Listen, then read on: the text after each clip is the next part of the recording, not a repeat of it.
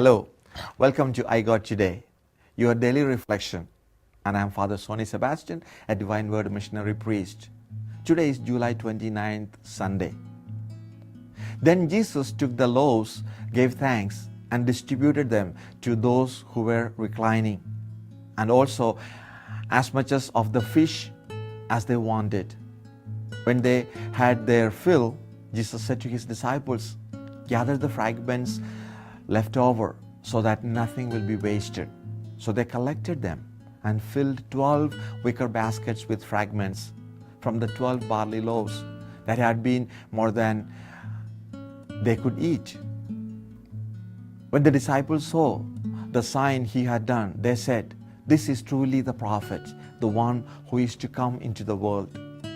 Since Jesus knew that they were going to come and carry him off to make him king, he withdrew again to the mountain alone. Today we have the famous story of the multiplication of the loaves and fishes. A story we find in all the four Gospels, but which in John has some characteristics of its own.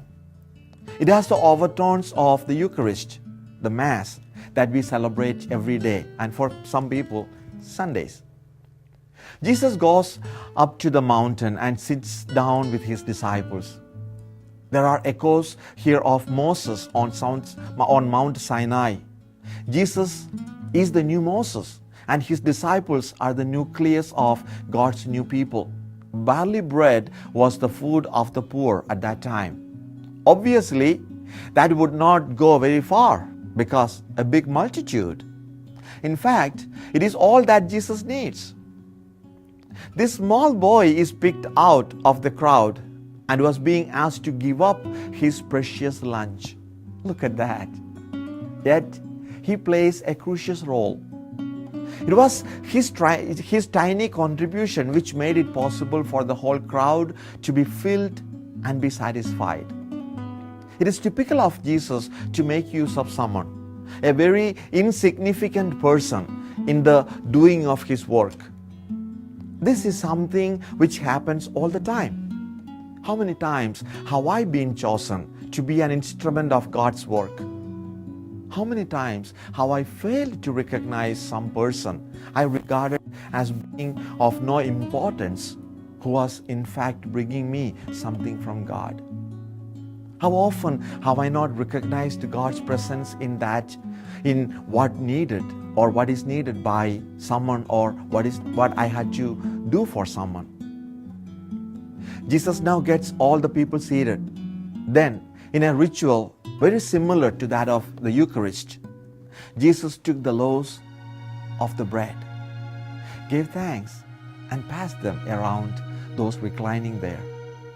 All had enough and more, and they are all satisfied of their hunger, and the disciples are instructed to gather up all that is left over, and they filled 12 wicker baskets. Food, bread, is always a gift from God, and it was required that any scrap, any waste that fell to the ground should be picked up. Nothing should be wasted. 12 represents a number of completeness and abundance, an indication of just how much there was from the original 5 loaves that the little boy offered.